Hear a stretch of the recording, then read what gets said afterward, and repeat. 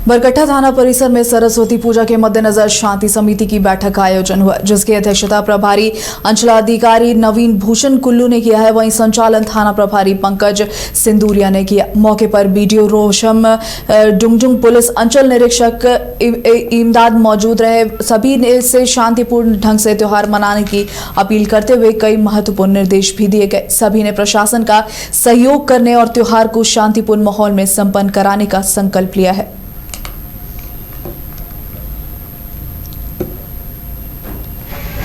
आगामी सरस्वती पूजा को लेकर के आज बरकट्टा थाना परिसर में बैठक हुई है। शांति समिति की बैठक के मद्देनजर आप सभी जितने भी पूजा समिति के अध्यक्ष पदाधिकारी को क्या संदेश देना चाहते हैं? आज हमने सरस्वती पूजा को लेकर बैठक रखे हुए थे।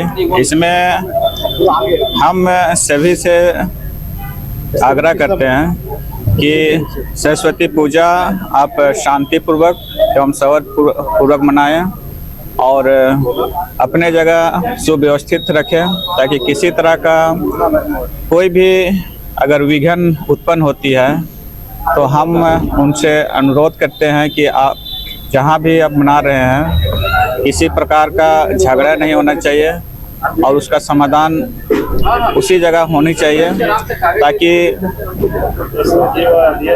बड़ा मामला, बड़ा इशू ना क्रिएट हो सके कहीं पर। आज बरकट्टा थाना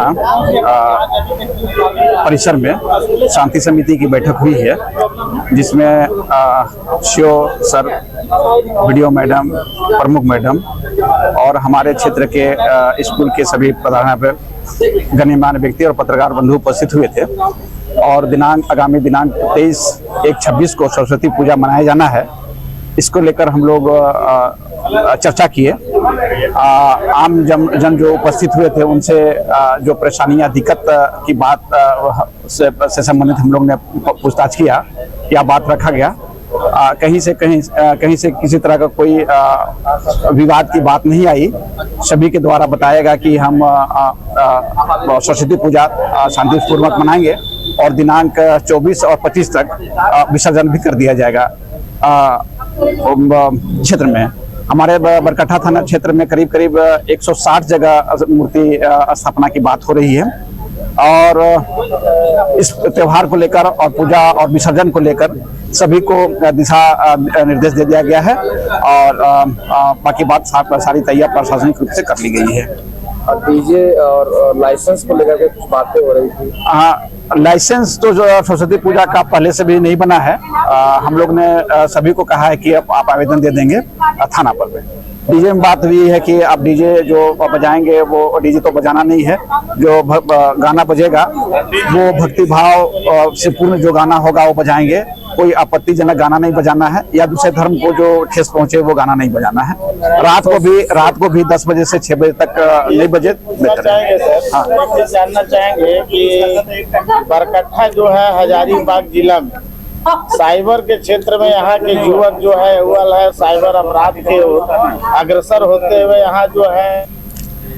केंद्रीय सामाजिक न्याय एवं अधिकारिता राज्य मंत्री रामदास आठवले ने झारखंड में पार्टी को मजबूत करने की औपचारिक शुरुआत कर दी है। बीते दिनों पुराना विधानसभा भवन के समीप शहीद मैदान में आयोजित झारखंड नवनिर्मित रैली में उन्होंने न सिर्फ अपनी पार्टी की प्रदेश कमेटी की घोषणा की, बल्कि मुख्यमंत्री हेमंत सोरेन को मन से एक खुला राजनीतिक प्रस्ताव भी दे दिया है। रैली को संबोधित करते हुए आठवले ने कहा है कि अगर मुख्यमंत्री हेमंत सोरेन कांग्रेस का साथ छोड़कर प्रधानमंत्री नरेंद्र मोदी के साथ आते हैं तो झारखंड का विकास और तेजी से होगा। उन्होंने दावा किया है कि एनडीए के साथ आने पर राज्य को धन की कोई भी कमी नहीं होगी और केंद्र सरकार का पूरा सहयोग भी मिलेगा। साथ ही रामदास आठवले ने के बयान को लेकर कांग्रेस के प्रदेश अध्यक्ष केशव महतो कमलेश ने कहा है कि यह तो सीएम हेमंत सोरेन को तय करना है और उन्होंने तय कर लिया है। इंडिया गठबंधन के तहत रहकर झारखंड का चौमुखी विकास हो रहा है, तो सीएम हेमंत सोरेन क्या राय लेते हैं यह उन पर निर्भर करता है।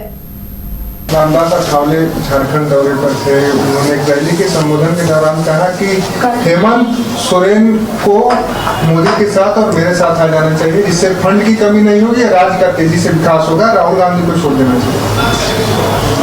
आठवले साहब ने बता दिया कि केंद्र की सरकार ने इसीलिए पैसा रोक के रखा है।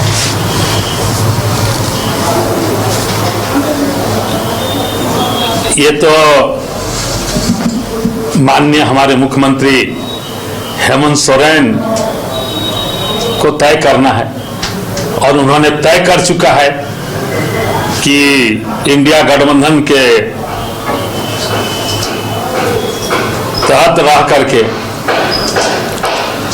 झारखंड का विकास, जो चहुमुखी विकास हो रहा है, वह क्या राय लेते हैं या उन पर निर्भर करता है।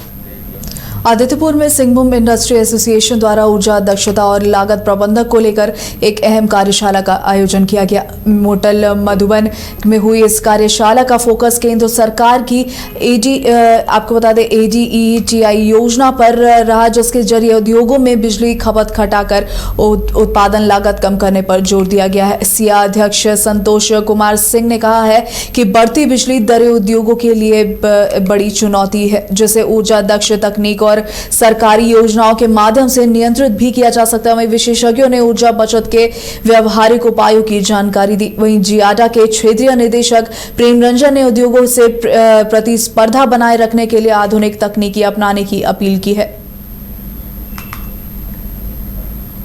कम से कम 30 से 40 हजार बचा के द्वारा आज एक कार्यशाला जो है यहाँ पे किया गया, जिसमें एनर्जी इफिशियंसी को लेकर के एक कार्यशाला हुआ। कैसे हम हर उद्यमी को हर उद्योग में जो है, चाहे वो मोटर के माध्यम से हो, कैसे ऊर्जा जो है उसकी खपत को बचाएं, ज्यादा से ज्यादा ऊर्जा कैसे बच सके, उसके लिए कार्यशाला हुआ है। इसमें आदरणीय मुख्य अतिथि आदरणीय प्रेम रंजन जी शिरकत किए थे। हम लोगों के ट्रस्टी और ऑटो प्रोफाइल के डायरेक्टर आदरणीय विकास मुखर्जी जी आए थे। रवि भारद्वाज जी हमारे भारद्वाज इंजीनियरिंग के डायरेक्टर और ट्रस्टी शिरकत किए थे। अशोक सिंह हमारे एडवाइजर SSAL के डायरेक्टर सिया के, ये भी हमारे कार्यक्रम में आए थे। और ये सारे लोगों ने, हमारे नेबुला प्रोडक्ट्स के डायरेक्टर और सिया के ट्रस्टी आदरणीय जोगेंद्र ठाकुर जी आए थे, और तमाम जितना भी उद्यमीगण थे, सिया के सारे पदाधिकारी इस कार्यक्रम में शिरकत किए थे। और बहुत बढ़िया ये कार्यक्रम आज SIT की जांच टीम जहानाबाद पहुंची है। जांच टीम ने 2 लड़कों को पूछताछ के लिए जहानाबाद टाउन थाने ले गए और पूछताछ की। दोनों लड़के मखदूमपुर थाना क्षेत्र के बताए जा रहे हैं। वहीं पूछताछ के बाद दोनों को SIT ने छोड़ दिया है।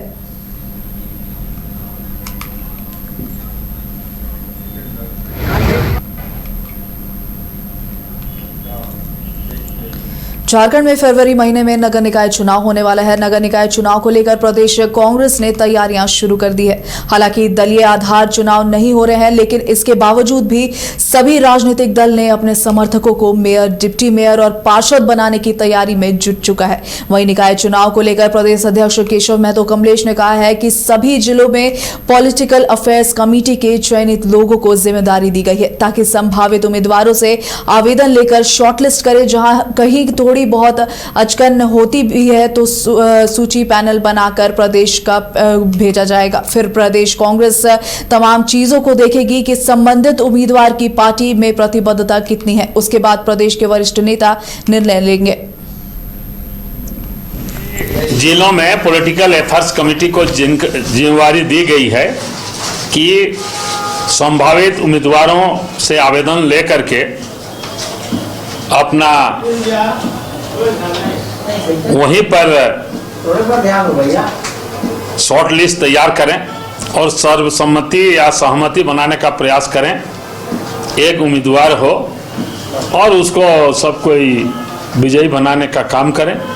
जहां कहीं थोड़ा बहुत अड़चन होगी तो उसकी सूची पैनल बना करके प्रदेश को भेजें। प्रदेश अपने स्तर से उन लोगों के गुण दोष और उन सबों के जो पार्टी में उनकी प्रतिबद्धता, पार्टी में क्या पॉपुलरिटी है, समाज में क्या उनकी पॉपुलरिटी है, आम लोगों में क्या ग्राह्यता है, ये सारी चीज़ों को देखते हुए, उनकी सारी क्षमताओं को देखते हुए प्रदेश नेतृत्व, प्रदेश में जो सीनियर पदाधिकारी हैं और लोग मिल करके निर्णय लेंगे। ये पॉलिटिकल अफेयर्स कमेटी को जो टास्क दिया गया है उसके लिए कोई डेट फिक्स किया गया है कितने तारीख तक भेज दे सकते? बिल्कुल बिल्कुल, उन लोगों को कहा गया है कि 24 तारीख तक आप लोग इसे कंप्लीट करके प्रदेश को भेजें।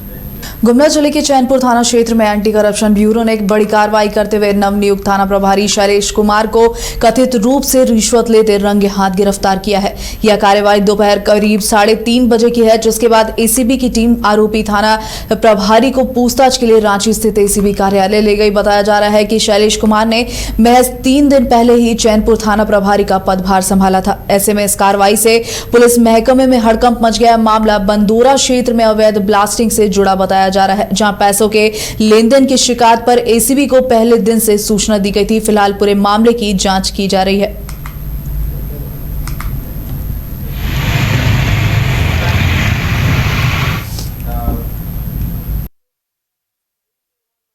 परिवार के 3 सदस्यों के एचआईवी संक्रमित पाए जाने के मामले ने हड़कंप मचा दिया है। आरोप है कि अस्पताल के ब्लड बैंक में एचआईवी संक्रमित खून चढ़ाया गया, जिसे लेकर परिवार ने शिकायत भी की है। इस मामले की जांच के लिए रांची से स्वास्थ्य विभाग की 6 सदस्यीय टीम चाईबासा पहुंची और उन्होंने civil surgeon doctor Bharti Minj व अन्य अधिकारियों से जानकारी ली है। टीम ने ब्लड बैंक से संबंधित फाइलों की जांच भी की, लेकिन जांच के बाद मीडिया से कोई बात नहीं कही।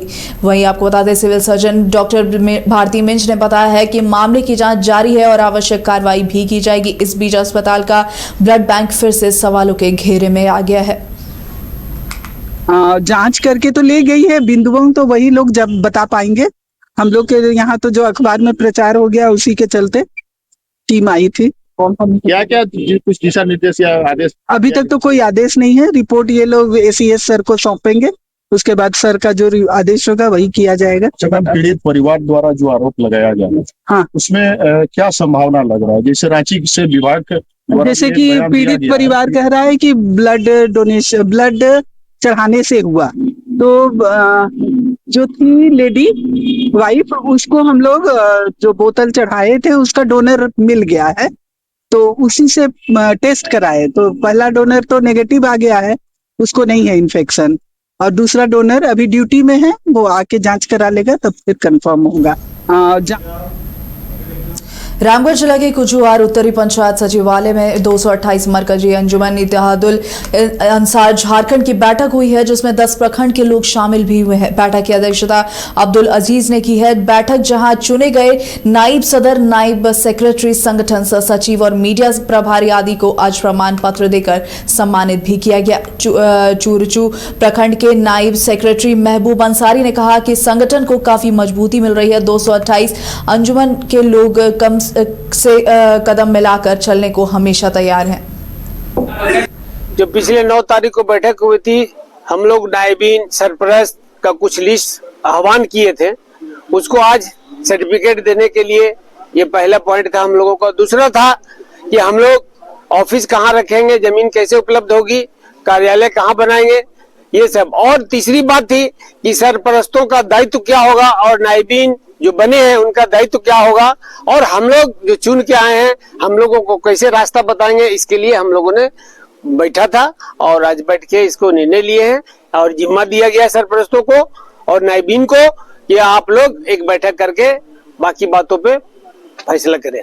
साहब के जानिब से एक बैठक बुलाई गई थी, जिसमें जो पिछले 9/11 का सदर साहब और सेक्रेटरी साहब द्वारा प्रखंड का नायबिल को घोषणा किया गया था, उन लोग का सर्टिफिकेट वितरण था, बायलॉज का चर्चा हुआ।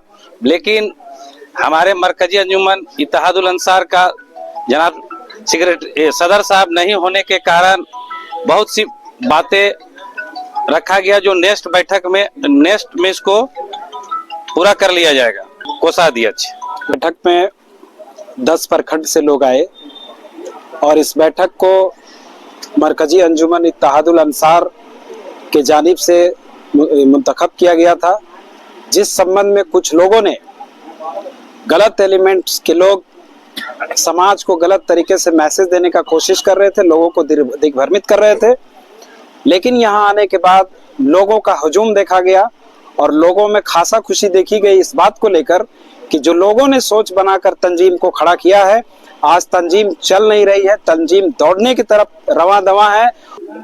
बहुत ही अफसोस के साथ ये कहना पड़ रहा है कि हमारे जनाब सदर मोहतरम किसी वजह कर हाजिर ना हो पाए, जिसके बुनियाद पे मुकम्मल बातें ना हो पाई और आज कुछ बातें ऐसी हुई कि जो सर्टिफिकेट जिस ओहदे पे लोग थे उन ओहदे पे उन लोगों को सर्टिफिकेट जो मौजूद थे उन लोगों को खजांची के जानिब से सिक्योरिटी की जानिब से मिला, और बाकी जो नहीं है आइंदा आने वाला वक्त में उन लोगों को भी दिया जाएगा। साथ ही मैं ये कहा हूं कि जो सरपरस्त की जिम्मेवारी आज मिली है कि सरपरस्त अपने जानिब से लोगों को किस तरह से यकजहती का दलील देंगे, यकजहती आपस में जो इंतशार नजर आ रहा है इस इंतशार को इत्तेहाद की तरफ कैसे पलटेंगे, ये सरपरस्तों की जिम्मेदारी